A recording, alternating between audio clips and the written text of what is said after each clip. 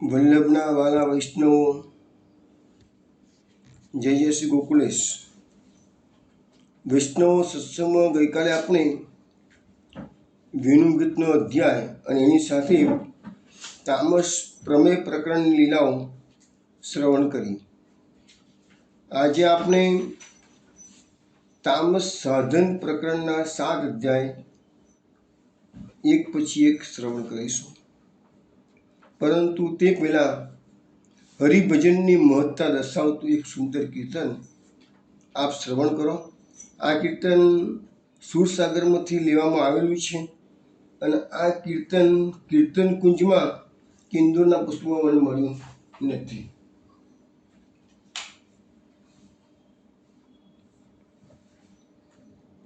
જીનતાનો ના હરી ભજન કિયો, જીનતાનો ના હરી ભજન કિયો, જીનતનો ના નહીં હરી ભજન કિયો, જીનતનો ના હરી ભજન કિયો.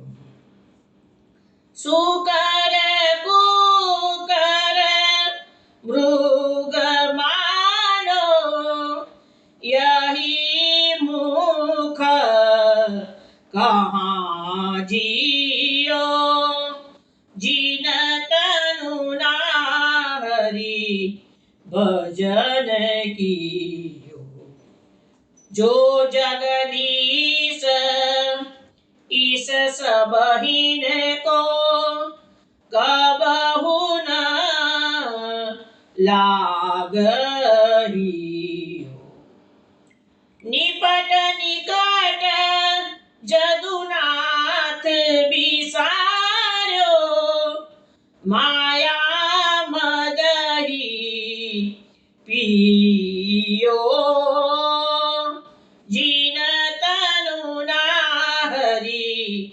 भजन कियो.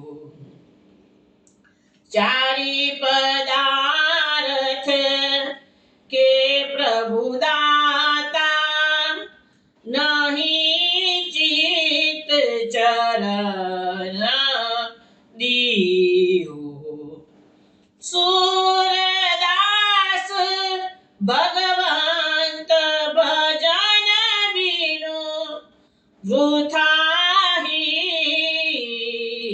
जन्म लियो, जिनतनु ना हरि भजन कियो, जिनतनु ना हरि भजन कियो, जिनतनु ना हरि भजन कियो. વૈષ્ણવ આ પદ આપે ધનાશ્રીમાં શ્રવણ કર્યું છે. આમાં હરિના ભજનની મહત્તા દર્શાવતા સુરદાસજી આપણને સમજાવે છે કે જેને આ તન મળ્યું એટલે કે આ મનુષ્ય જન્મ મળ્યો અને હરિનું ભજન જે લોકો કરતા નથી એ લોકોને સુરદાસજી કહે છે કે એ લોકોનું જીવન કેવું છે? શુકર કુકર મૃગ એટલે પશુ જેવું છે. શુકર એટલે ભૂંડ, કુકર એટલે કૂતરા, મૃગ એટલે હરણ.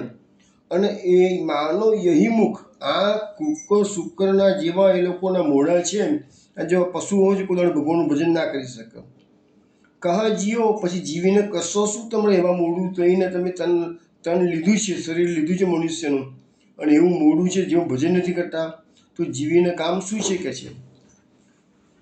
જો જગદીશ ઈશ સબહીન કો કબહુ ન લાગહિયો, જે લોકોએ આ જગતનો જે માલિક, ઈશ એટલે માલિક, નાથ, જે જગદીશ છે એના પોતાના હૃદયમાં લગાવ્યો નથી કે છે,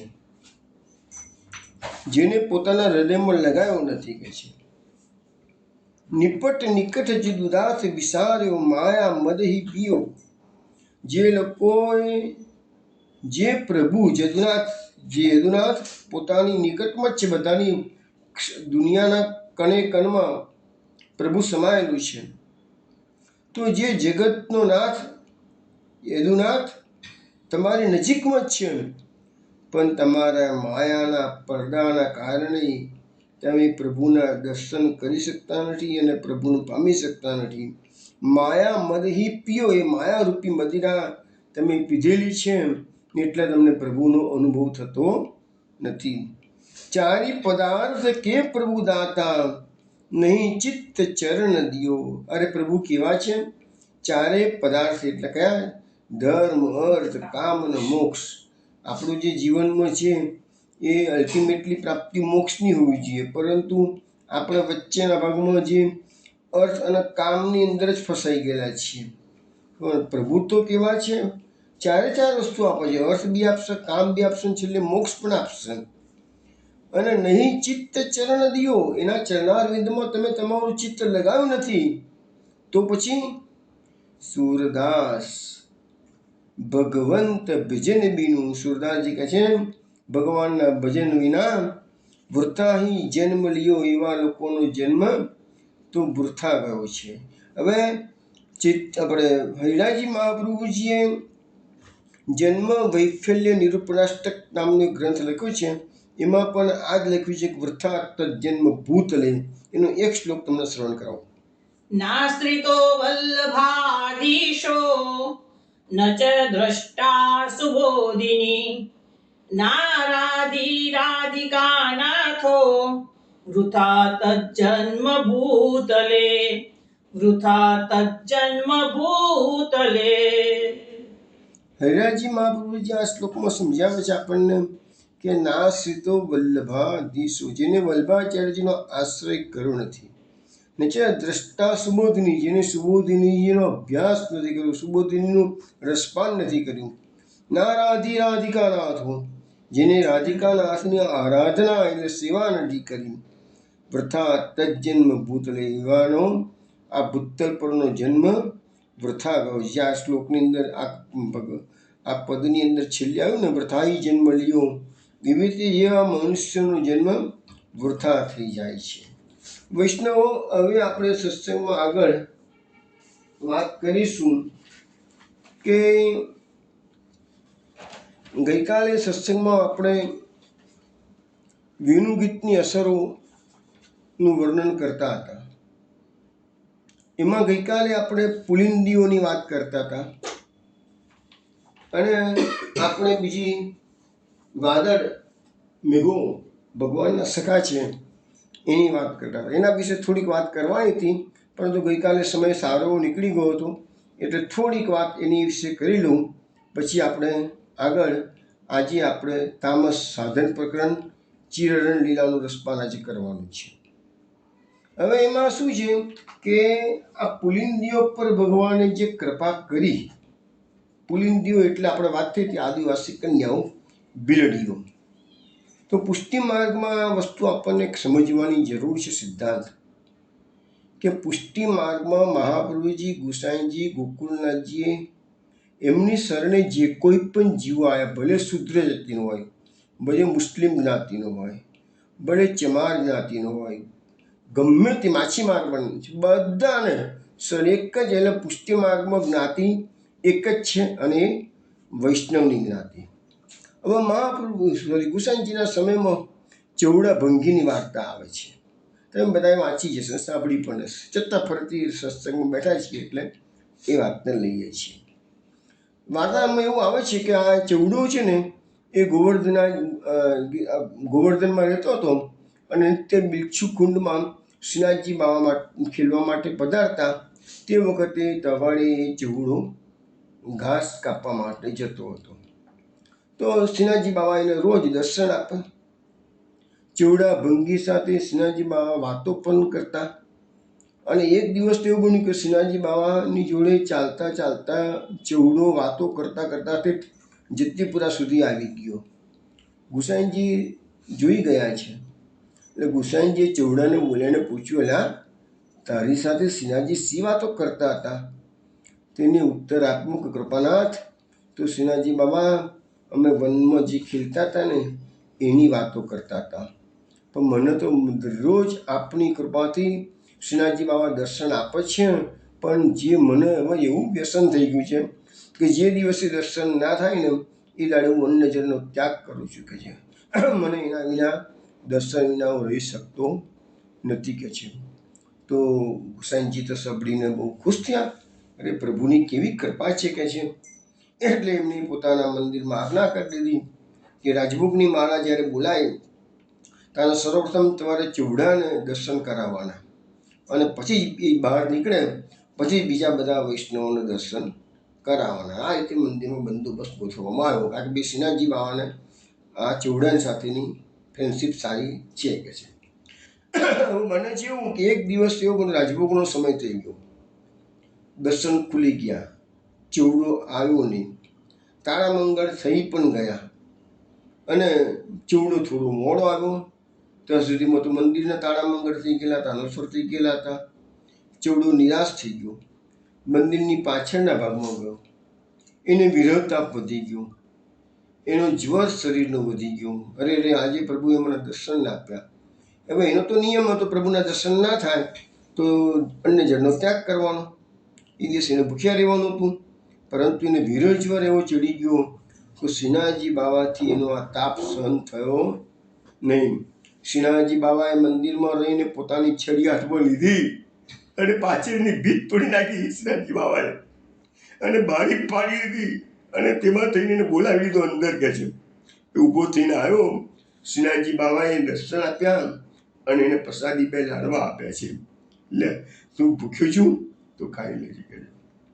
એ પછી ગિરિરાજજી નીચે આવ્યો, એક લાડવો ખાધ્યો, એક બાજી રાખ્યો. આખા ગામમાં વાત ફેલાઈ ગઈ કે શ્રીનાથજી બાવાની ભીત કોઈ તોડી નાખી છે. તરત જ અધિકારી વગેરે મંદિરમાં આવ્યા છે. તપાસ કરી જોયું તો કશું ચોરાઈ તો ગયું નથી, પણ વાત તો બધી બાજુ ફેલાઈ ગઈ. એવું કોણે કારસ્થાન કર્યું હશે? કોઈ એમ માને કે ચોરી કરવા આવ્યા છે. એવું પણ નથી થયું કશું કે છે. પછી એટલામાં ચૌડાને ખબર પડી. એટલે ચૌડો ગુસાઈજીની પાસે આવ્યો છે અને કહે છે, કૃપાનાથ, આ તમારા લાડલાનું કામ છે કે જ્યાં દિવાલ તોડવાનું. કે શું બન્યું હતું? તો કે આવો બનાવો બન્યો ને એટલે શ્રીનાથજી બાબાએ મને દર્શન આપ્યા અને બે લાડવા આપ્યા. તેમાંથી એક લાડવો ખાધો છે, હજુ એક મેં રાખી મૂક્યો છે કે છે. શ્રીનાથજી બાબાની કેટલી મોટી કૃપા આ ચૌડા પર હતી. તો પછી એમને ગુસાઈજીએ મંદિરમાં આજ્ઞા કરી દીધી કે હવે પછી તમારે કહે છે કે ચૌડો આવે એટલે શ્રીનાથજી બાબાને ફેર તેવો શ્રમ ના લેવો પડે, દર્શન પણ કરાવવાના, અને એના માટે પાતળ જુદી કાઢજો કરવા માટે. એને શ્રીનાથજી બાબાનો આટલો કૃપાપાત્ર જીવ હોય એટલે ત્યારથી મંદિરમાંથી એના માટે પાતળ અલગ કાઢવામાં આવતી હતી કે છે. તો આ એવો કૃપાપાત્ર જીવ હતો. એટલે ભગવાન, હવે આપણો સિદ્ધાંત અહીંયા શું સમજાવવામાં આવે છે કે અત્યંત યોનિમાં જન્મવા છતાં પણ ભગવાનનો એ પ્રેમી ભક્ત હતો. તો આ પુષ્ટિ માર્ગનું જે મેઇન તત્વ વારંવાર સમજાવું છું એક જ છે, પ્રેમ લક્ષના ભક્તિનો માર્ગ છે. પ્રીત હિત એ પ્રભુને પામવા હોય તો વિદ્વત્તા નહીં ચાલે. ગમે એટલા બધા 16 ગ્રંથ મોટે આવડતા હશે, ભાગવતના શ્લોકો આવડતા હશે, બધા 4 વેદ આવડતા હશે, 4 વેદ શાસ્ત્રનો વારે વારે કર્યો વિચાર, ઉપનિષદના અર્થની શુદ્ધતા નીકળ્યો સાર, શ્રી કૃષ્ણની ભક્તિ સત્સંગમાં કરવી આસક્તિ, પૂર્ણ પુરુષોત્તમને યુગ ચરણે, સર્વે સમર્પીને રહેવું શરણે, સેવો શ્રી કૃષ્ણ કૃપાળ. આ માર્ગમાં કૃષ્ણ પ્રાપ્તિ પ્રેમથી થઈ શકશે. કોઈ નીતિ નિયમો મેળ મર્યાદા આ બધું જ જરૂરી છે, શરૂઆતના તબક્કે જરૂર નથી. કોઈ કશું જરૂર નથી એવું નથી. જે આપણા આચાર્યો મૂકીને ગયા છે બધું સાચું છે, પરંતુ એ બધી શરૂઆતનો તબક્કો છે. પ્રાપ્તિ તો પ્રેમથી જ થાય. અહીંયા લખે છે કે ભગવાનને ભક્તો એટલા વાલા છે કે જેટલા વિદ્વાન બ્રાહ્મણો જો પ્રેમ વિહોણા હોય, પ્રેમ ના કરતા હોય ભગવાનને, અને શાસ્ત્રોનું ગમે એટલું જ્ઞાન હોય, એવા વિદ્વાન બ્રાહ્મણો હોય એ પ્રભુને એવા પ્યારા નથી. અને એનું એક્ઝામ્પલ બીજું પુષ્ટિ માર્ગમાં તો ઘણા જ એક્ઝામ્પલ છે. પુષ્ટિ માર્ગમાં એક એક્ઝામ્પલ છે મોહના ભંગીનું પણ છે. મોહના ભંગીનો કિસ્સો જાણીતો છે. આગી વાત લોબી વાત તો ટૂંકા મૂકું કે મોહના ભંગીને શ્રીનાથજી બાબાએ આજ્ઞા કરી કે જ્યાં ગોકુળનાથજીને જઈને કહે આ કૃષ્ણાસ અધિકારીએ બારી બંધ કરાવી દીધી છે, તો મને એનાથી વ્રજભક્તોના દર્શન થતા હતા એ બંધ થઈ ગયા છે, તો બારી તોડાઈ નાખે કે હવે જો કરી છે કોને? કૃષ્ણાસ અધિકારીએ. અને શ્રીનાથજી બાબા ગોકુલનાથજીને સીધું, જો આ લાલાની લીલા કેવી છે, ગોકુલનાથજીને સીધું નથી કહેતા, પેલા મોહના ભંગીને કહે છે, મોહના ભંગીને વચ્ચે બનાવ્યું છે, અને તું ગોકુલનાથજીને જઈને કહે. તો ગોકુલનાથજીને કહેવા માટે મોહનો ભંગી જે ત્રિપુરાથી ગોકુલ આવવા નીકળે છે, રસ્તાની અંદર અડિંગ ગામ છે, ત્યાં ગોકુલનાથજી ગોકુલથી શ્રીનાથજીની સેવા કરવા માટે ઘોડા પર બેસીને જતા હતા. રસ્તામાં અડિંગ ગામે બંનેની મુલાકાત થાય છે. એટલે મોહના ભંગીએ ઘોડો ઊભો રાખ્યો, ગોકુલનાથજીને કીધું કે કૃપાનાથ, શ્રીનાથજીની આજ્ઞા છે, પેલી બારી ચલાવી દીધી છે, એ તોડી નાખો કે છે. તો પછી કૃષ્ણ અધિકારીને પૂછ્યું, હા પછી કહ્યું મોહના ભંગીને કે એલા મોહના, શ્રીનાથજીએ તને આજ્ઞા કરી તો મારું નામ દઈને આજ્ઞા કરી? હા કૃપાનાથ, એટલે તો તમને કેવા આવ્યો છું કે બીજા કોઈને નહીં કહે છે કે ગોકુલનાથજી તો શ્રીનાથજી બાબા મારું નામ જાણે છે. તો ગોકુલનાથજીને પણ કેટલો આનંદ થાય છે, અરે શ્રીનાથજી બાબાને મુખે મારું નામ. તો તમે જુઓ આ માર્ગની અંદર મોહના ભંગી પર કૃપા કરે છે, નથી કૃષ્ણ અધિકારીને કહેતા. શ્રીનાથજી બાબા જતીપુરામાંથી મેવાડ પધાર્યા, તિલકાએ બિરાજે છે, છતાં આજ્ઞા કોને કરે છે? ગંગાબાઈ ક્ષત્રાણીને કરે છે. ગંગાબાઈને કહે છે અમારે થઈ ઉભું રાખો, આમ કરજો તેમ કરજો, જે કંઈ આજ્ઞાઓ થાય એ બધી ગંગાબાઈને પણ. મહારાષ્ટ્રની ડાયરેક્ટ આજ્ઞા નથી થતી. આ માર્ગમાં આ બધા રહસ્યો છે બધા.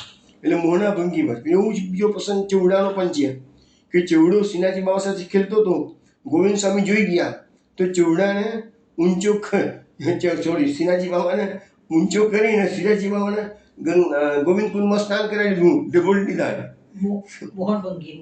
તો કહેવાનો મતલબ કે પછી ગુસાઈજી પૂછ્યું, ભાઈ આ બાબા આવું કેમ? તો તમારા ગોવિંદાએ કર્યું છે. ગોવિંદદાસ સ્વામીને બોલાયા. ગોવિંદ સ્વામી કહે છે આ પેલાની જોડે ખેલતો હતો કે ભંગીની જોડે કહે છે.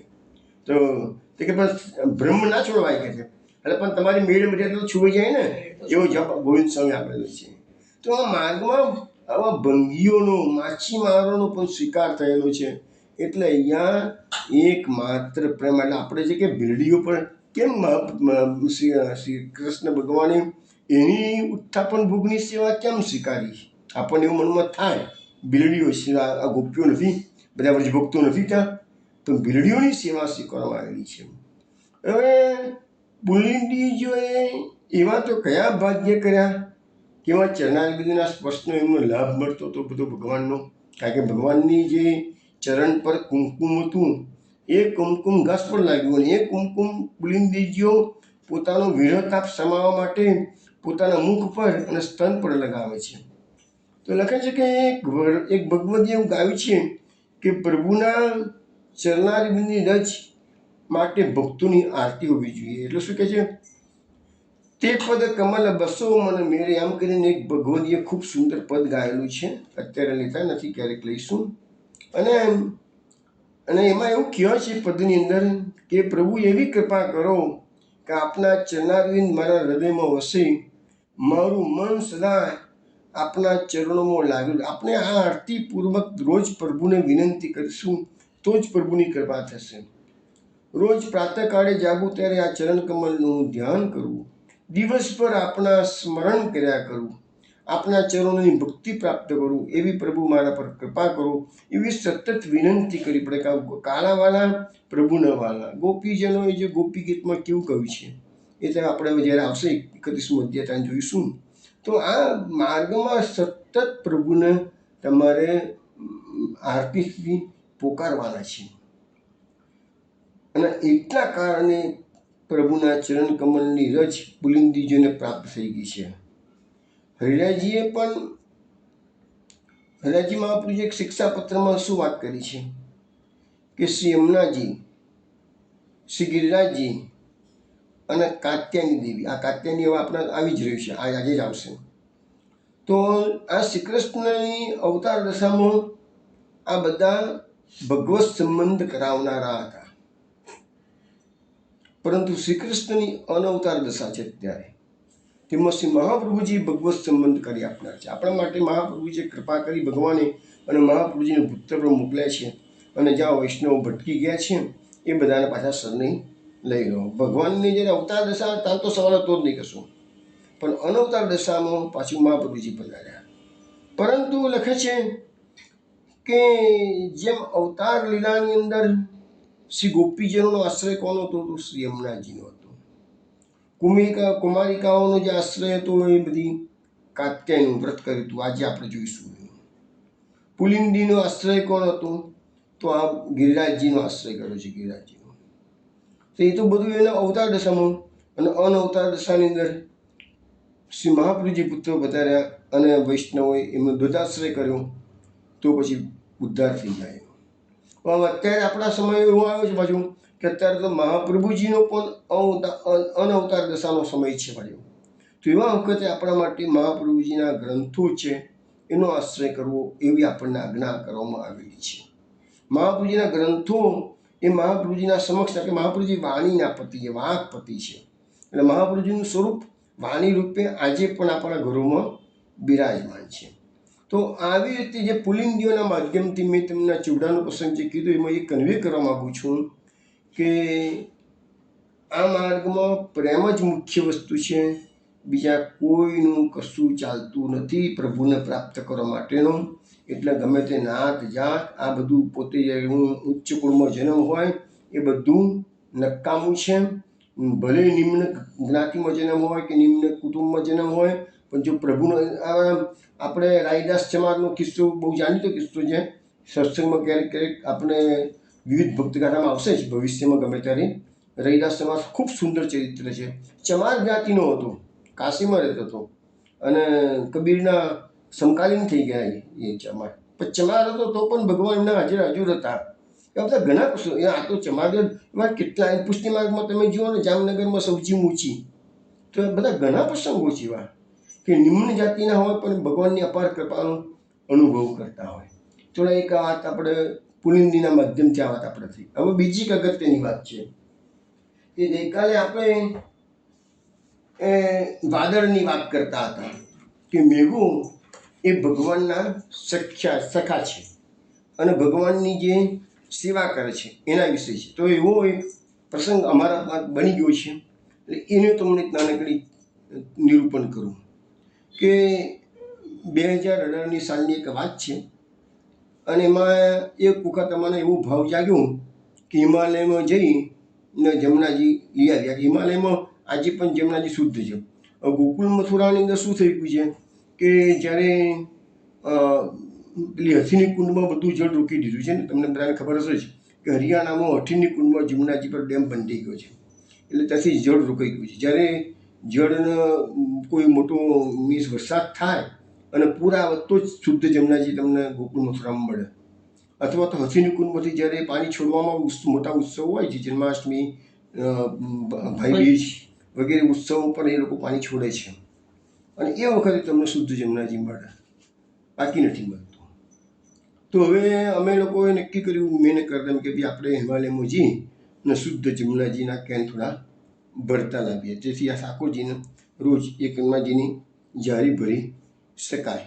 પછી તપાસ કરી કે ક્યાં આગળ જવું, તો દેહરાદૂનથી 50 કિલોમીટર દૂર કાલસી ગામ છે અને ત્યાં સમાચાર મળે કે ભાઈ આગળ જમનાજી વહે છે અને શુદ્ધ જળ છે, કે જેને કોઈ હિમાલયમાં ઉપરથી જમનોત્રીમાંથી વહે છે જળ અને પછી કોઈ નદીનો પણ એનો સંપર્ક થાય છે પછી. પણ કાલસી પછી બીજી નદીઓ જમનાજીને મળે છે, પણ જમનોત્રીથી કાલસી સુધીમાં કોઈ નદી જમનાજીમાં મળતી નથી, એવો અમને સમાચાર મળ્યા.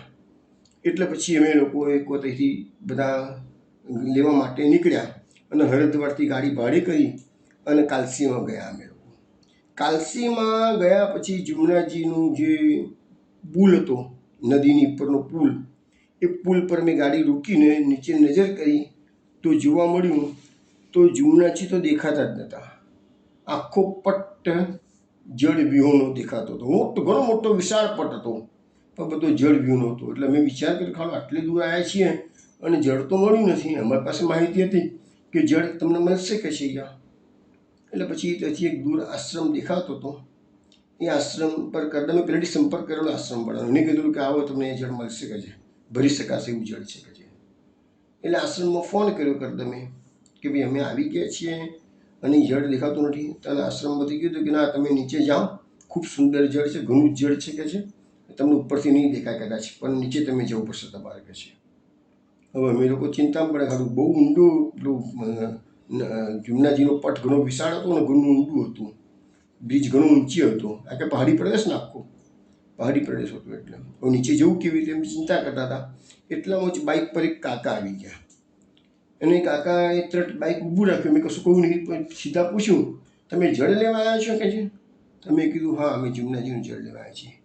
તો કહે છે કે તમે મારી બાઇકની પાછળ પાછળ તમારી ગાડી આવો તો કે છે હું તમને એવી જગ્યાએ લઈ જઈશ કે જ્યાં તમે આરામથી જળ ભરી શકશો કે છે, અને નીચે જવાનો રસ્તો છે કે છે. મેં તો અમને તો દેખાતો નથી રસ્તો કોઈ જગ્યાએ. ત્યાં કે ના છે રસ્તો મેં જોયો છે કે છે.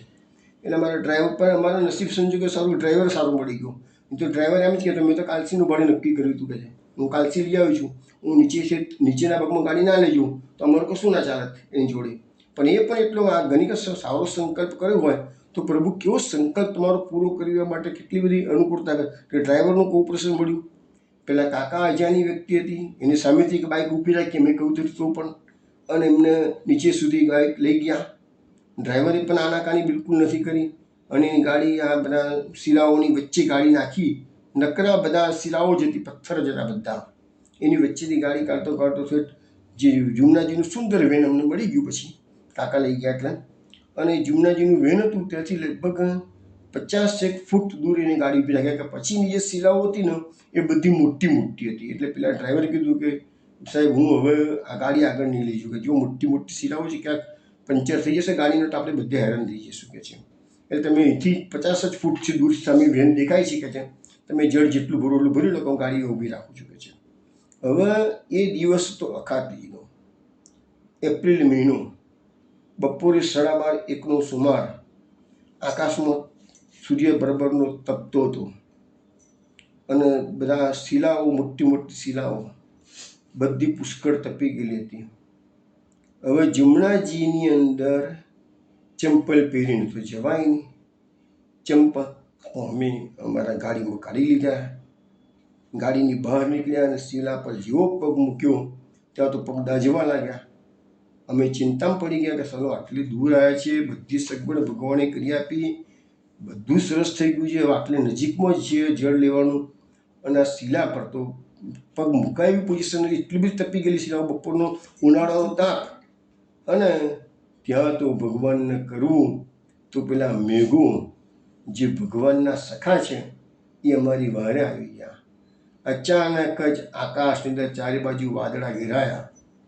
અમી છાંટના શરૂ થયા. જે મેં ગઈકાલે વાંચ્યું ને ત્યારે મને પ્રસંગ યાદ આવ્યો, ગઈકાલે જ કહેવાનો હતો પણ સમય થઈ ગયો હતો એટલે નહોતો કહી શક્યો હું પ્રસંગ. આજે કહી દેવા દે.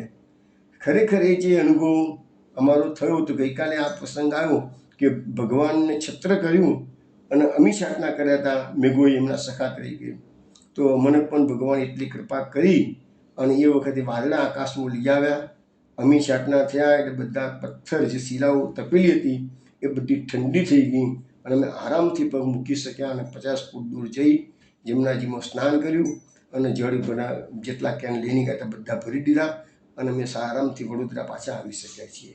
તો વૈષ્ણવ કહેવાનો મતલબ એવો છે કે તમે જેટલા સંકલ્પો સારા કરશો ને એટલું પ્રભુ તમને સહાય કરે છે. આ મુખ્ય સિદ્ધાંત આપણો અહીંયા એ જ કરવાનો છે કે જો આજે આ બધા સહકાર મળે, એક પણ જગ્યાથી મને સહકાર ન મળ્યો હોત કે ભાઈ ગાડીવાળો તૈયાર ના થયો હોત કે પેલો બાઇકવાળો અમને માર્ગદર્શન આપવા ના આવી ગયો હોત, અથવા તો આકાશમાં વાદળા ના આવી ગયા હોત ને અમને ઠંડક ના કરી આપી હોત. જેવી ગાડી ચાલુ કરીને ઉપર આવ્યા બ્રિજની ઉપર તો પાછો તડકો જેવો હતો ને એવો થઈ ગયો. એ પણ મોટી આશ્ચર્યની વાત છે. થોડીક વાર માટે જ અમારું જે કાર્ય કરવું હતું એટલી જ વાર માટે વાદળા આકાશમાં આવી ગયેલા હતા. પાછી બાજુ સૂર્ય જેમ તપતો તેમ તપતો, અને કારણ કે અખાત્રીજનો દિવસ હતો અને એપ્રિલ મહિનો હતો. તો આ એક વસ્તુ તમને કહું, આપણા મનમાં જેટલા સંકલ્પો સારા હોય છે ને એટલું જ ભગવાન આપણને મદદ કરે છે. એ મારે ખાસ તો કન્વે કરવું છે. ભગવાન તો કૃપા કરવા તૈયાર જ છે, આપણી તૈયારી જોઈએ, બસ એક જ વસ્તુ છે. હવે આપણે તામસ પ્રકરણમાં સાધન પ્રકરણ આજે શરૂ કરવાના છીએ. હવે આ વાત આપણી તામસ પ્રમેય પ્રકરણની વાતો પૂરી થઈ ગઈ છે. આજે આપણે તામસ સાધન પ્રકરણ શરૂ કરીએ છીએ. વૈષ્ણવો દસમ સ્કંદની અંદર આપણે જે ચતુર્વિશ્ચય વાળો શ્લોક બોલીએ છીએ, એમાં પહેલું ચતુર્વિશ્ચય જે બોલીએ છીએ એ જન્મ પ્રકરણ, એમાં દસમ સ્કંદના 1 થી 4 અધ્યાય. બીજું ચતુર્વિશ્ચય બોલીએ છીએ એ તામસ પ્રકરણ, અને તામસ પ્રકરણના 4 પેટા પ્રકરણ: તામસ પ્રમાણ, તામસ પ્રમેય, તામસ સાધન, તામસ ફળ. તામસ પ્રમાણના 5 થી 11 અધ્યાય આપણે રસપાન કર્યું. 12 થી 14 અધ્યાય દસમ સ્કંદના પ્રક્ષિપ્ત મહાપ્રભુજી કીધા છે, અને 15 થી 21 અધ્યાય દસમ સ્કંદના એ તામસ પ્રમેય પ્રકરણના, જેનું ગઈકાલે આપણે રસપાન પૂરું થયું. આજે આપણે તામસ સાધન પ્રકરણમાં શરૂઆત કરીશું. હવે આપણે તામસ પ્રમાણ પ્રકરણ સ્ટાર્ટિંગમાં જોયું હતું એ વખત થોડીક મેં માહિતી તો આપી હતી, એ વખતે વિશેષ આપી હતી. આજે ફરી તમને કહું, તામસ પ્રમાણ એટલે શું?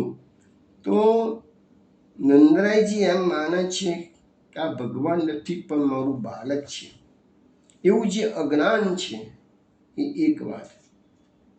નંદરાયજી એમ માને છે આ વસુદેવનું નહીં, આ તો મારો પુત્ર છે, તો એ અન્યથા જ્ઞાન છે. પેલું અજ્ઞાન, આ અન્યથા જ્ઞાન. મહાપ્રભુજી ભાગવતા પ્રકરણની અંદર સમજાવે છે કે અન્યથા જ્ઞાન અને અજ્ઞાન એ ભક્તિ ઉત્પન્ન કરનારું છે. એટલે નંદરાયજીનો, જશોદાજીનો કૃષ્ણમાં ભાવ જાગ્યો ક્યારે? બાલ ભાવ જાગ્યો છે, ભગવાન તરીકેનો નથી જાગ્યો, બાળક તરીકેનો જાગ્યો છે, પણ ભાવ તો કૃષ્ણમાં જાગ્યો છે. તો એટલા માટે એને તામસ પ્રમાણ પ્રકરણ કહેવામાં આવ્યું છે.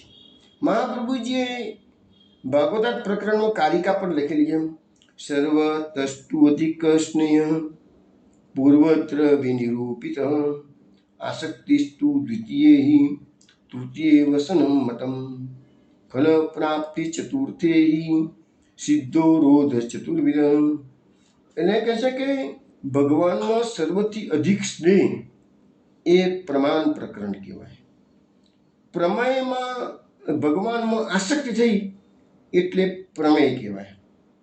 હવે આપણે જે સાધન આજે લેવાના છીએ એ સાધનમાં ભક્તોની વ્યસન દશા સિદ્ધ થશે, અને પછી તામસ ફળ પ્રકરણ આવશે, ત્યારે એમાં ફળની પ્રાપ્તિ આવશે. આ રીતે આ 4 પ્રકરણથી તામસ જીવોનો, ભક્તોનો નિરોધ વર્ણવવામાં આવેલું છે. હવે આસક્તિ એટલે શું? તો મહાપ્રભુજી એવું કહે છે, એક ક્ષણ પણ ભગવાનના દર્શન ન થાય તો મૃત્યુ થઈ જાય તો એને આસક્તિ કહેવાય. હવે એવી આસક્તિ કોની હતી? ઉદ્ધવજીની. ઉદ્ધવજી શું કીધું છે? નાહમ તવાંગ્રી કમલમ ક્ષણાર્ધમપી કેશવ ત્યક્તુમ સમુત્સહેનાથ સ્વધામ નયમામપિ. જ્યારે ભગવાને ઉદ્ધવજીને આજ્ઞા કરી કે ઉદ્ધવ હવે તમે બદ્રિક આશ્રમમાં જાઓ, ઉદ્ધવજી ગભરાઈ ગયા. ઉદ્ધવજીને ખ્યાલ આવી ગયો કે પ્રભુ મારો ત્યાગ કરી રહ્યા છે. તાને ઉદ્ધવજી આ શ્લોક બોલે છે, 11મા સ્કંદનો શ્લોક છે. ઉદ્ધવજી કહે છે, નાહમ તવાંગ્રી કમલમ, હે પ્રભુ હું તમારા ચરણ કમળોને અડધી ક્ષણ માટે પણ છોડી શકું તેમ નથી. એટલે ઉદ્ધવજીને ખ્યાલ કે પ્રભુઓ સ્વધામ ગમન કરવાના છે, દ્વારકા લીલા સમાપ્ત થઈ ગઈ છે. એટલે ઉદ્ધવજીએ કહ્યું પ્રભુને, જીદ કરી છે, મને પણ તમારી સાથે તમારા ધામમાં લઈ જાઓ.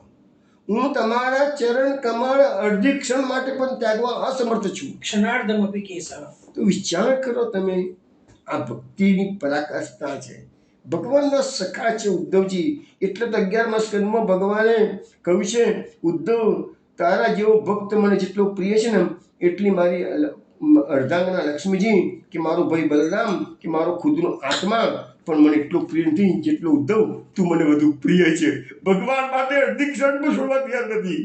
પણ એવા ઉદ્ધવજીને ભગવાનની આજ્ઞા માનવી પડી છે, અને ભગવાને કીધું ના ઉદ્ધવ તારે તો એ રહેવાનું છે અને ભાગવતનો પ્રચાર કરવાનો છે.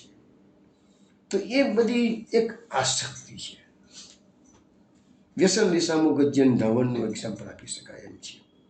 એ છોડીને ગયા તો મૂર્છિત થઈને પડ્યા છે, નવનીતજી છોડી ગયા. તો એ બધી જે વ્યસન દશા છે એ સાધન એ આપણે સમજાવીશું, પ્રયત્ન કરીશું.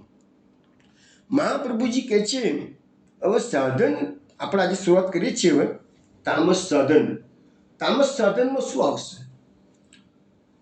તો કહે છે શ્રીહરિને પ્રાપ્ત કરવા માટે જે કોઈ લૌકિક કે વૈદિક કાર્યો તમારે કરવા પડે તે બધું તામસ સાધન પ્રકરણમાં આવશે.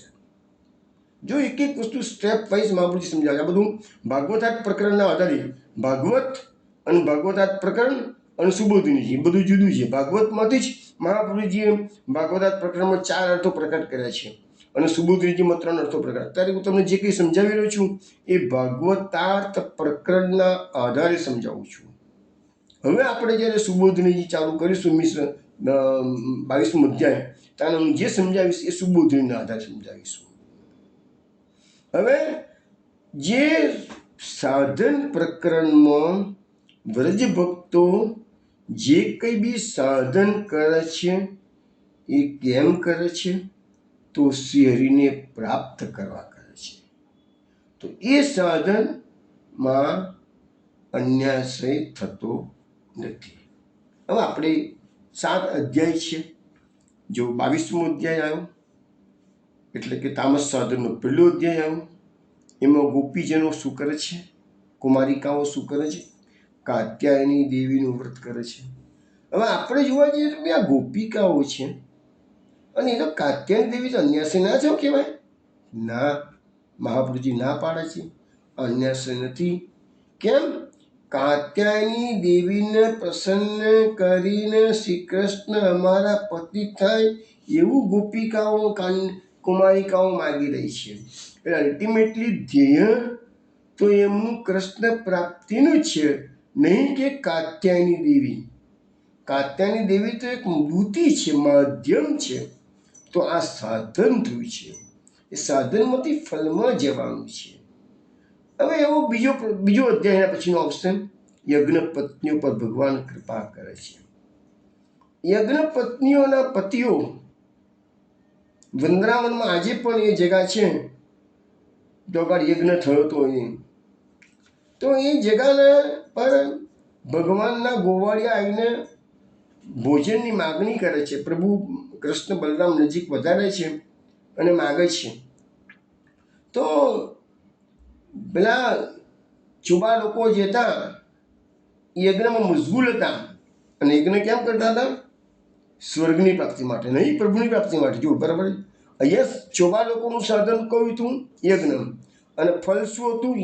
સ્વર્ગ. એ ચોબા લોકોને પ્રભુ પ્રાપ્તિ નથી થઈ, કારણ કે સાધનમાંથી ફળ બીજું માગતા હતા. સાધન ગમે તે કરો પણ ફળ જો શ્રી કૃષ્ણ હોત તો ચોબા ઉપર કૃપા થઈ ગઈ હોત. પણ પછી એ જ ગોવાળીઓ યજ્ઞ પત્નીઓને કહ્યું, બ્રાહ્મણની પત્નીઓને કહ્યું, કૃષ્ણ બલરામ બાજુમાં પધારે છે અને ભૂખ્યા જે અન્ન માગે છે. અને કૃષ્ણ પેલી યજ્ઞ પત્નીઓ હતી, વિપ્રની પત્નીઓ, એ 4 પ્રકારના સ્વાદિષ્ટ વ્યંજનો તૈયાર કરી અને થાળીઓ સજાવીને બધી નીકળી પડી છે. એમના પતિદેવોએ અટકાવ્યા છે તો અટકાવ્યા નથી, ના પાડી દીધી છે, અમે હજી નહીં રોકાઈએ, એમ તમારે સાઈ કરી લો, જાઓ કહે છે.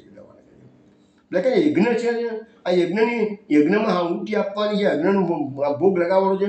અરે મારા પ્રભુ પધારે છે, પ્રભુના માટે એમને પતિની આજ્ઞાનું પણ ઉલ્લંઘન. આ પુસ્તકમાં હું સમજાવવા પ્રયત્ન કરું છું ને આ જ વસ્તુ છે કે ગમે તે બની શકે એમ પણ કૃષ્ણની સેવાથી વિમુખ ન થાવ, કૃષ્ણથી વિમુખ ના થજો. આ મુખ્ય સિદ્ધાંત ભાગવતનો છે, મહાપ્રભુજીનો સિદ્ધાંત છે. તો યજ્ઞ પત્નીઓએ પ્રભુને જમાડવા માટે પોતાના પતિનો પણ અનાદર કર્યો છે, પણ અલ્ટિમેટલી એમને દોષ લાગતો નથી, કારણ કે જે એ સાધન કર્યું પ્રભુને જમાડવાનું સાધન, પણ કેમ? તો કૃષ્ણની પ્રાપ્તિ. તો એ સાધન છે કૃષ્ણની પ્રાપ્તિ માટે. તેના પછી આપણે જઈશું નંદરાજાએ ઇન્દ્રનો યજ્ઞ કર્યો છે. પણ ઇન્દ્રનો યજ્ઞ કરે છે શા માટે?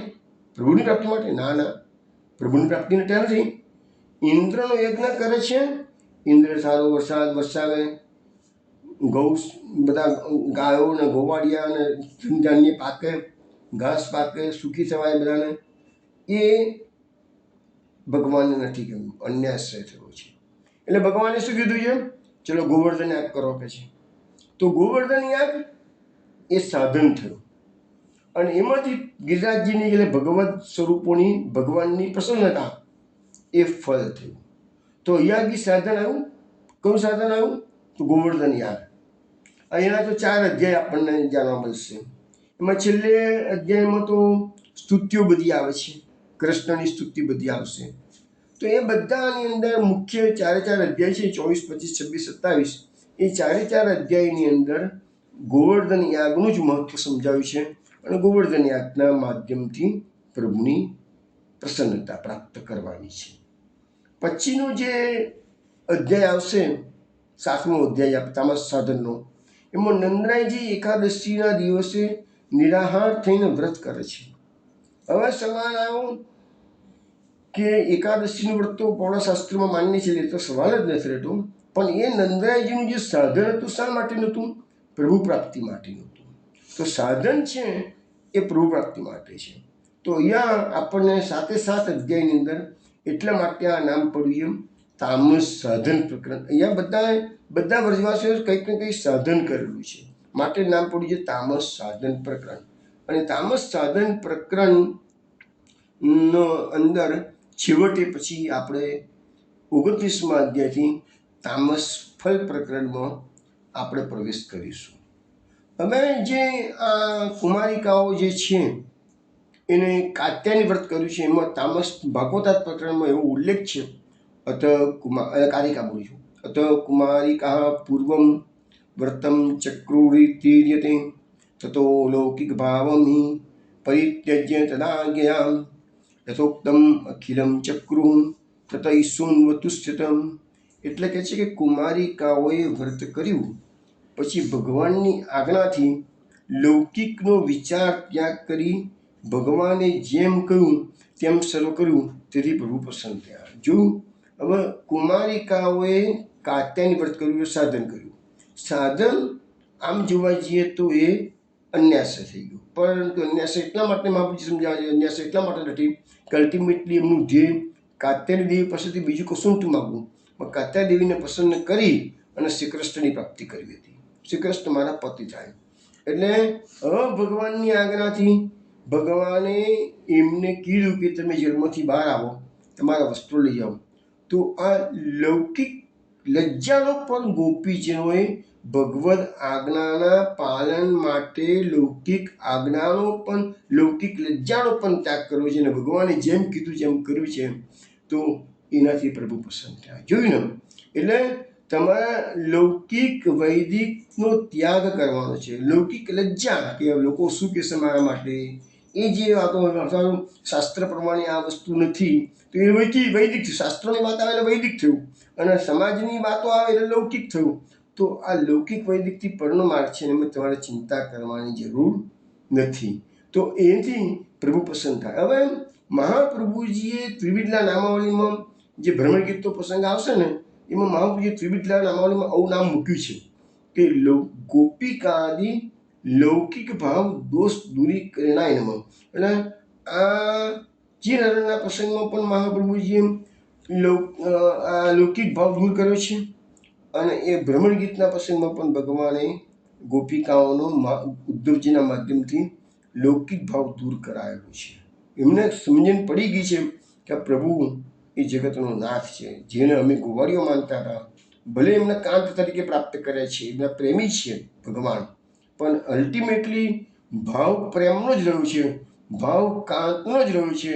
પણ ભાવ જે ગોવાળિયાથી બદલાઈ અને સીધો પ્રભુ પ્રત્યેનો થઈ ગયો, એ એટલો ફરક પડ્યો. એટલે કીધું કે લૌકિક ભાવ દોષ દૂરી કરણાય નમઃ, એવું મહાપુરુષજી સમજાવે છે. હવે આપણે 22મા અધ્યાયમાં પ્રવેશ કરીએ છીએ.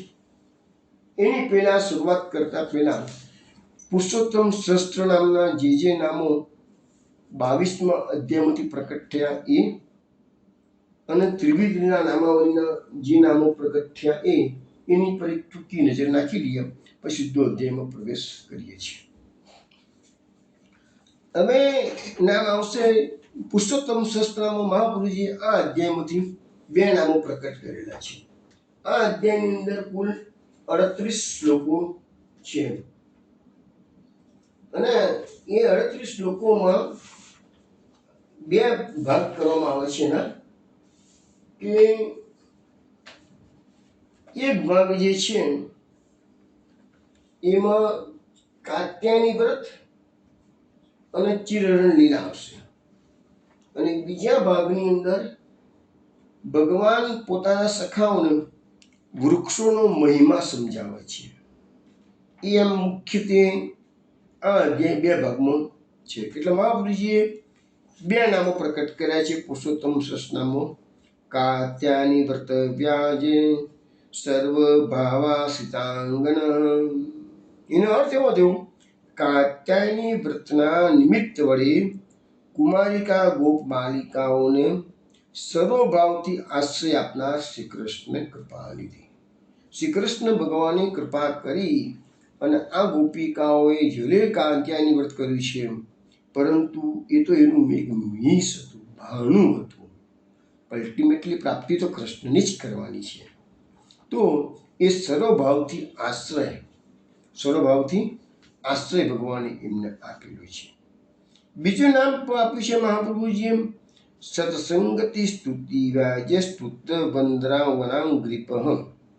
એટલે અહીંયા એવું કહેવામાં આવે છે કે સત્સંગતિ, સત એટલે સારા સંત પુરુષો, એની સંગતિ એટલે સામાન્ય વાત કરીએ તો સત્સંગ થયો.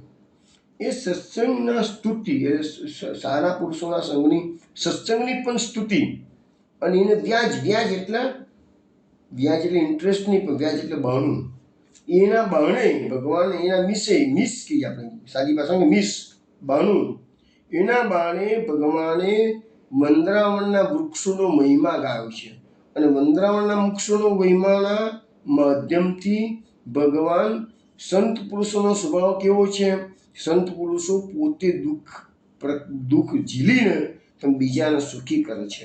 આ વૃક્ષો પણ એવો છે, તાપ તડકો વર્ષા બધું સહન કરે છે અને મનુષ્ય જાતિને ઘણી મદદરૂપ બને છે. તો એ સંતોનો સ્વભાવ અને વૃક્ષોનો સ્વભાવ એવો છે, એવો બોધ ભગવાન કરે છે. હવે આપણે એના 2 નામો પુરુષોત્તમ સહસ્રનામમાં પ્રકટ કરે છે. હવે ત્રિવિધના નામાવલીમાં નામ આવશે તો 4 નામો પ્રકટ કરે છે. પહેલું નામ છે ગોપ કન્યા વ્રત ફલાય નમઃ. તો ગોપ કન્યાઓએ જે કાત્યાયનું વ્રત કર્યું છે એનું ફળ ભગવાને એમને આપ્યું છે. એની વાત આપણે આ અધ્યાયમાં કરીશું. બીજું નામ જલ ક્રીડા સમાસક્ત ગોપી વસ્ત્રાપહારકાય નમઃ. તો આ ગોપીજનો જલ ક્રીડાની અંદર આસક્ત થઈ ગયેલા છે, તે વખતે ભગવાને ગોપીઓના વસ્ત્રનું હરણ કર્યું છે. એવા ભગવાનને મેં નમસ્કાર કરીએ છીએ. પછી ત્રીજું નામ પ્રકટ કર્યું છે મુક્તોપસર્પકાય નમઃ.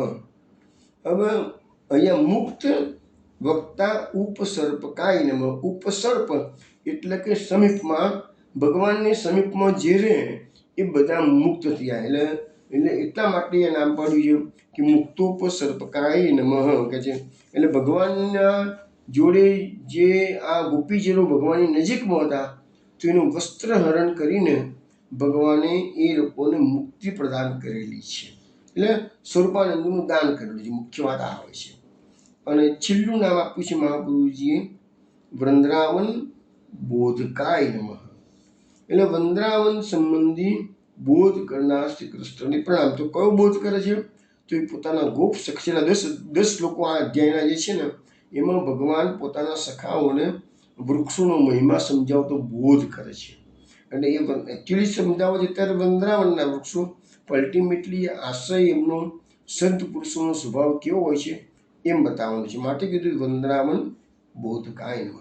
હવે આપણે આ 2 નામો પુરુષોત્તમ સહસ્રનામના, 4 નામો ત્રિવિધના નામાવલીના, એ આપણે જ્યારે 38 શ્લોકોનું જ્યારે રસપાન કરીશું ત્યારે જ્યાંથી નામ આવશે ને તે વખતે હું પાછું હાઇલાઇટ તમને એ વખતે કરીશ. તો હવે આપણે આ અધ્યાયમાં પ્રવેશ કરીએ છીએ. હવે એનો જે પહેલો શ્લોક છે 22મા અધ્યાયનો, એ શ્લોક લઈએ છીએ. હવે એની જે કારિકાઓ જે છે ને એ કાલે લઈશું. અત્યારે આપણે શ્લોક લઈએ છીએ અને એનું એક કીર્તન છે ને એ આપણે લઈ લઈએ છીએ. પછી તમને આ 22મા અધ્યાયની કારિકાઓ મહાપ્રભુએ બહુ સુંદર લખી છે. એમાં બધું સમજાવ્યું છે મહાપ્રભુએ સુંદર રીતે. અને એ પેલી જે કારિકાઓ મેં તમને શ્રવણ કરાવી ને એ ભાગવત પ્રકરણની શ્રવણ કરાવી. અને હવે કારિકાઓ જે શ્રવણ કરાવીશ ને આવતીકાલે રાત્રે 8 વાગે, તે આ 22મા અધ્યાયની કાત્યાયની વ્રત એટલે કે આ વ્રતચર્યાની જ કારિકાઓ છે. હવે આજે આપણે સૌથી પહેલાં વ્રતચર્યાનું એક કીર્તન શ્રવણ કરી રહ્યા અને એ કીર્તનનો ભાવ આ શ્લોકમાં કહેવામાં આવેલો છે. અતિ તપ કરતી ગોસ કુમારી, અતિ તપ કરતી ઘોષ કુમારી, અતિ તપ કરતી ઘોષ કુમારી,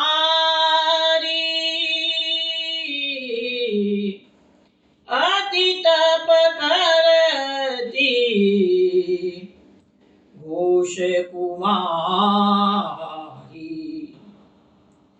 કૃષ્ણપતિ હમ તુરત પાવે, કામ આતુર નારી,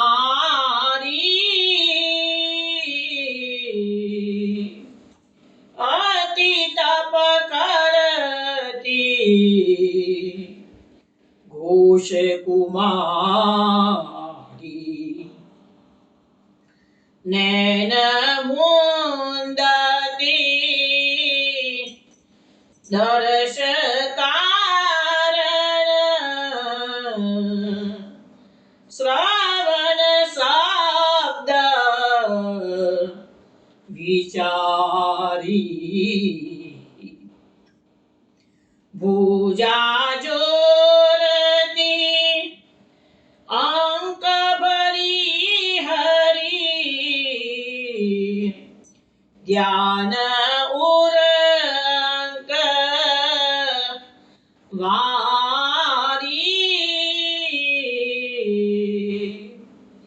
અતિ તપ કરતી ઘોષ કુમારી, શરદ ગ્રીષ્મ ડરતી નાહી, કરતી તપ તનુ ગારી, સુર પ્રભુ સર્વજ્ઞ સ્વામી, દેખી જે ભારી,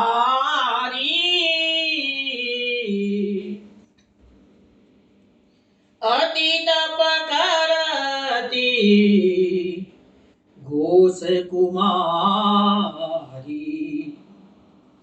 અતિ તપ કરતી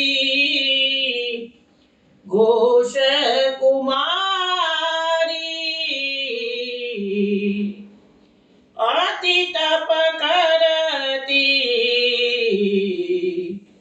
ઘોષ કુમારી. વૈષ્ણવ આ કીર્તન આપણે બિભાસ રાગમાં શ્રવણ કર્યું છે અને કીર્તન કુંજમાં કીર્તન છે 147 નંબરનું. આમાં સુરદાસજી અને આપણા વ્રતચર્યાના મોટા ભાગના પદો સુરદાસજીને બનાવેલા છે. અને આમાં સુરદાસજી સમજાવે છે કે અતિ તપ કરતી ઘોષ કુમારી. આ કે શરૂઆતમાં આપણને આ અધ્યાયની સ્ટાર્ટિંગમાં જ ગોપીઓએ જે કાત્યાયની વ્રત કર્યું છે એની વાત આવવાની છે. તો એ જ વસ્તુ આપણને અહીંયા સુરદાસજી પદમાં સમજાવે છે કે આ ગોષકુમારી એટલે ગોકુળમાં રહેનારી આ કન્યાઓએ ખૂબ તપ કર્યું છે કે છે. શા માટે તપ કર્યું છે? કૃષ્ણ પતિ એમ તુરત પાવે. અમને અમારા બધાના પાતિ કૃષ્ણ જ થાય કે છે. કામ આતુર નારી, આ નારીઓ જે છે કુમારિકાઓ એ કામથી એટલે કે પ્રભુને પ્રાપ્ત કરવાની કામનાથી આતુર થઈ ગયેલી છે. નયન મુદતી દર્શન કારણે શ્રવણ શબ્દ વિચારી. હવે એ બધી કુમારિકાઓ છે આંખો બંધ કરી અને મનમાં કલ્પના કરે છે અને કૃષ્ણના સ્વરૂપના દર્શન કરે છે. શ્રવણ શબ્દ વિચારી એટલે હું ઘણી વખત આ વસ્તુ સમજાવું છું ને કે તમે સંકલ્પો કરશો ને તો પણ પ્રભુ સંકલ્પોને સાકાર કરે છે. એ જ વાત અહીંયા આવે છે. ગોપીજનો કુમારિકાઓ સ્નાન કરતી વખતે આંખો બંધ કરીને કૃષ્ણનું ધ્યાન કરે છે, દર્શન કરતા હોય એવો ભાવ જાગે છે અને કે કૃષ્ણ ભગવાન આવીને તમારા શબ્દો બોલે છે એવો એક જાતનો ભાવ પ્રકટ કરવામાં આવે છે. શ્રવણ શબ્દ વિચારી એ વિચારે છે કે પ્રભુ પધારશે, અમારો મનોરથ પૂર્ણ થશે અને આવા શબ્દો બોલશે. આપણે અક્રૂરજી વાત જોઈતી ને તો અક્રૂરજીએ પણ મનમાં મનોરથો કર્યા હતા. તો અક્રૂરાદી ભક્ત મનોરથ પરિપૂરકાય એવું મહાપ્રભુજીએ નામ મૂક્યું છે. તો ભગવાન બધાના મનોરથ પૂર્ણ કરે એટલે કોઈ સંકલ્પ આપણા ઉત્તમ હોવા જોઈએ. ભૂજા જોડતી અંક ભરી હરી ધ્યાન ઉર અંકવારી. હવે આ ગોપીજનો અત્યારે તો તપ કરી રહ્યા છે પ્રભુની પ્રાપ્તિ માટે, પણ એ મનમાં ધ્યાન કરે છે કે પ્રભુ પધારશે. પોતાના બે હાથ ધ્યાનમાં ફેલાવે છે. આવી રીતે હું પ્રભુને અંક ભરીને આલિંગન આપી દઈશ કે છે. અને ધ્યાનની અંદર એમને પ્રભુ દેખાય છે અને અંક એટલે કે પોતાના બંને હાથ ભોળા કરી અને પ્રભુને આલિંગન આપવાનો એક જાતનો ભાવ પ્રકટ કરે છે કે છે. શરદ ગ્રીષ્મ ધરતી નાઈ કરતી તપતંગારી. હવે આ ગોપીજનો આ કુમારિકા હોય, ઠંડીની સિઝન હોય કે ગરમીની સિઝન હોય. હવે એકચ્યુઅલી જોવા જઈએ ને તો શ્રીમદ ભાગવત પ્રમાણે આ કાત્યાયની વ્રત 1 મહિનાનું છે, પણ સુરદાસના પદો પ્રમાણે આ કાત્યાયની વ્રત એ લોકોએ 1 વર્ષનું કરેલું છે. એટલે અહીંયા સુરદાસજી આપણને જેમ ગ્રીષ્મ ઋતુ, અહીંયા ભાગવતમાં તો ગ્રીષ્મ ઋતુની વાત આવતી જ કારણ કે આ તો એમને તો જે માગશરમાં વ્રત કરેલું છે. એટલે માગશરમાં તો આપણા ગુજરાતી પ્રમાણે જોવા જઈએ તો કારતક સુધી પૂર્ણિમા અને આમ જોવા જઈએ તો એમનો વ્રત પ્રમાણે માગશર મહિનો બેસી જાય છે કે છે. કારતક વદી એકમ એટલે માગશર મહિનો બેસી જાય છે આપણા વ્રત પ્રમાણે. તો એ તો ઠંડીની સિઝન છે, ગરમી હતી જ નહીં એ વખતે તો, પણ સુરદાસજીએ એનું વર્ણન એ પ્રકારે કરેલું છે.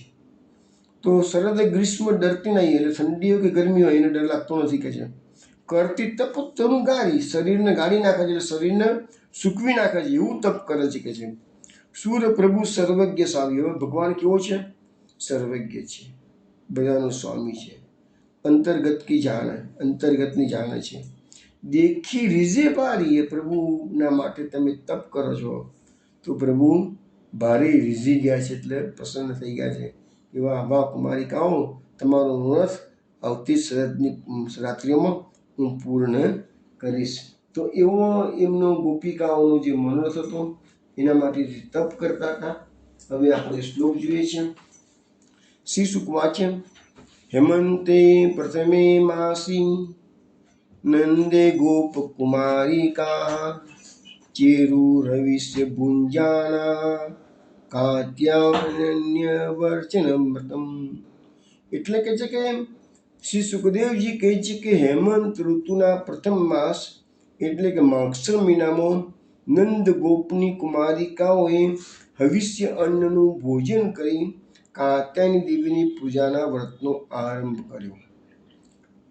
મહાપ્રભુજી સમજાવે છે કે વૈષ્ણવ વચ્ચે કોઈ બોલશો નહીં પ્લીઝ. મહાપ્રભુજી સમજાવે છે કે ગોપીજનો 2 પ્રકારના છે, એક અનન્ય પૂર્વા અને બીજું અન્ય પૂર્વા. અન્ય પૂર્વા એટલે જેમના સંસ્કાર એટલે કે જેના અન્ય સાથે વિવાહ થઈ ગયા છે એવા ગોપીજનો, એમના તો સંસ્કાર થઈ ગયા. ચલો વૈષ્ણવ ડિસ્ટર્બન્સ શરૂ થઈ ગયું છે. અહીંયા આપણે સત્સંગ બંધ રાખીએ છીએ. કાલે રાત્રે 8 વાગે આપણે મળીશું. તને આગળ વાત કરીશું. ચલો જય શ્રી ગોકુલેશ. ખબર નહીં કોણ ડિસ્ટર્બન્સ. આ કે લખ્યું છે ને બોલ